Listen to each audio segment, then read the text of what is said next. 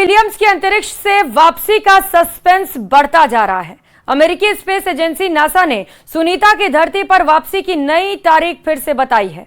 महज 8 दिन के मिशन पर स्पेस में भेजी गई सुनीता विलियम्स 8 महीने के इंतजार के बाद सुरक्षित वापस लौट सकती हैं, लेकिन उनकी वापसी आसान नहीं होने वाली।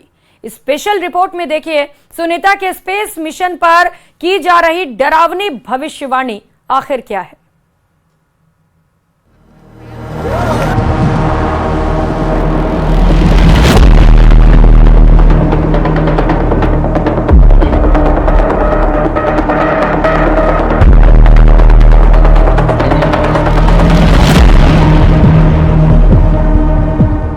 जून 2024 सुबह 10:52 cap Canaveral space force station, Florida, America. अमेरिकी स्पेस एजेंसी ने national aeronautics and space administration, जिसे दुनिया नासा के नाम से जानती है, इसने स्टार लाइनर मिशन लॉन्च किया था, जिसे मात्र 8 दिन स्पेस में गुजारना था।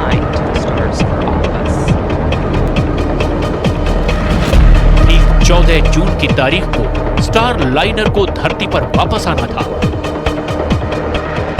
लेकिन इंतजार की इंतहा हो गई।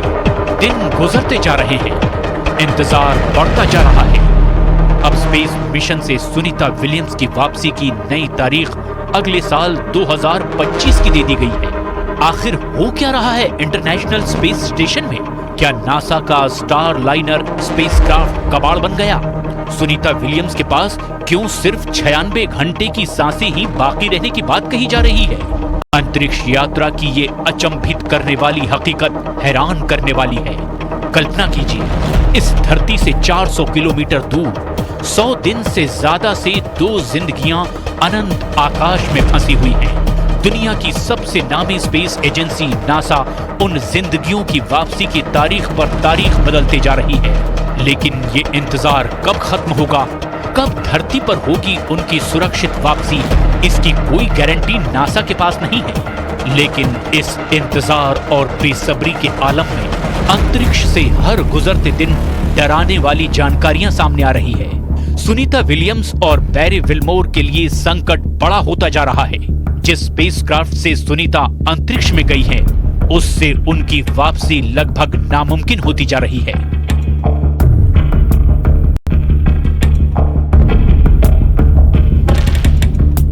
सुनीता विलियम्स और बैरी विल्मोर नासा के जिस स्टार लाइनर से स्पेस में गए थे, उससे धरती पर वापसी करने में उनकी जान का खतरा हो सकता है। अमेरिकी सैन्य अंतरिक्ष प्रणाली के पूर्व कमांडर रूडी रिडोल्फी ने वायुमंडल में स्टार लाइनर के दोबारा लौटने से जुड़े जोखिमों की जानकारी साझा की है।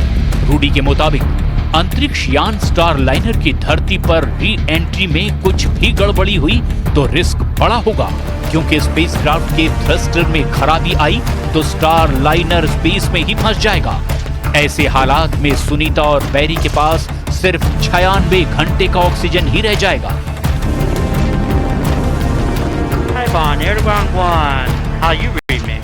मतलब स्टार लाइनर से सुनीता की वापसी में जोखिम ही जोखिम है। नासा के स्टार लाइनर के सर्विस मॉड्यूल में कई दिक्कतें हैं।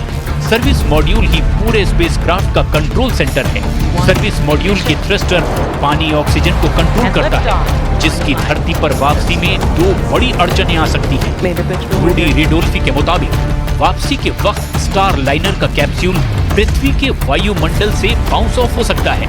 इसका मतलब है कि एस्ट्रोनॉट हमेशा के लिए ऑर्बिट में कहीं फंसे रह सकते हैं और फिर नासा को उन्हें ढूंढने और कैप्सूल की तलाशी की कोशिश करनी पड़ सकती है। स्पेस एजेंसी नासा फिलहाल सुनीता विलियम्स और बैरी की वापसी के लिए 2 स्पेसक्राफ्ट के इस्तेमाल पर मंथन कर रही है, एक स्टार लाइनर और दूसरा स्पेस एक्स। रूडी रिडोल्फी के हवाले से मीडिया रिपोर्ट में दावा किया जा रहा है कि अंतरिक्ष यात्रियों की सुरक्षित वापसी के लिए स्टार लाइनर के सर्विस मॉड्यूल को सही कोण पर रखना होगा। अगर इसमें जरा सी भी चूक हुई तो नतीजे बेहद खौफनाक हो सकते हैं। कैसे होगी सुनीता विलियम्स की सुरक्षित वापसी और नासा ने नई तारीख क्या दी है, ये हम आपको बताएं। उससे पहले ये जानिए कि सुनीता विलियम्स धरती से कितनी दूर और कहां पर इस वक्त हैं।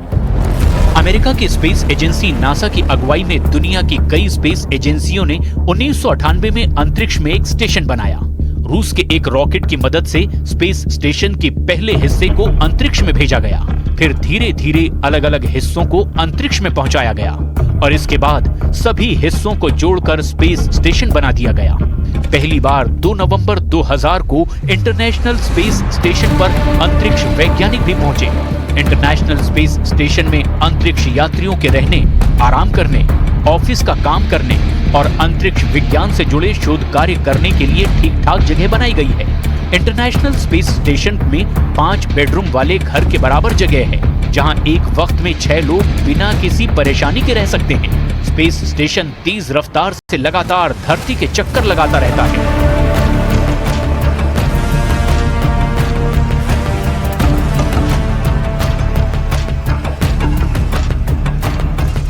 इसी स्पेस स्टेशन के डॉकिंग पोर्ट पर नासा का स्टार लाइनर मौजूद है, जिसमें सुनीता विलियम्स की सुरक्षित वापसी में खतरे ही खतरे हैं।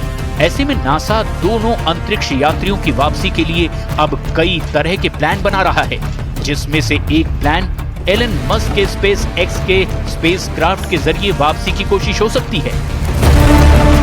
इसके तहत स्पेस एक्स के ड्रैगन कैप्सूल का इस्तेमाल करके नासा विलियम्स और विलमोर को धरती पर वापस ला सकता है, लेकिन इसके लिए कई महीनों का इंतजार करना पड़ सकता है। असल में नासा क्रू 9 मिशन के जरिए 4 अंतरिक्ष यात्रियों को ड्रैगन कैप्सूल में ISS पर भेजने वाला था, लेकिन अब मुमकिन है कि सुनीता विलियम्स और बुच विलमोर को इस मिशन में शामिल किया जाए। अगर ऐसा होता है तो नासा क्रू 9 मिशन के लिए धरती से 2 ही अंतरिक्ष यात्रियों को ISS पर भेजेगा और वहां पहले से मौजूद विलियम्स और विलमोर इस मिशन का हिस्सा बन जाएंगे। लेकिन इस मिशन से जुड़ने के बाद सुनीता विलियम्स और बुच विलमोर की वापसी फरवरी 2025 तक मुमकिन होगी।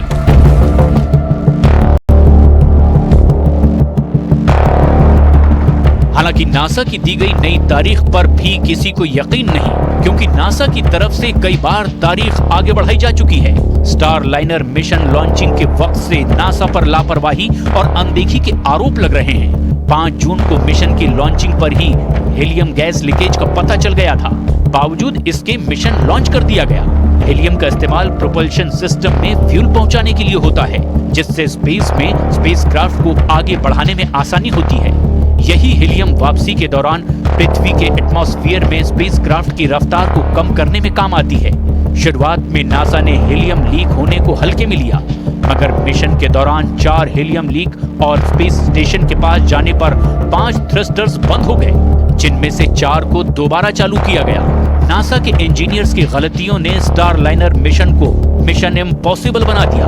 नासा को अब सुनीता विलियम्स की वापसी में दूसरी एजेंसियों की सवारी करने पर मजबूर होना पड़ रहा है।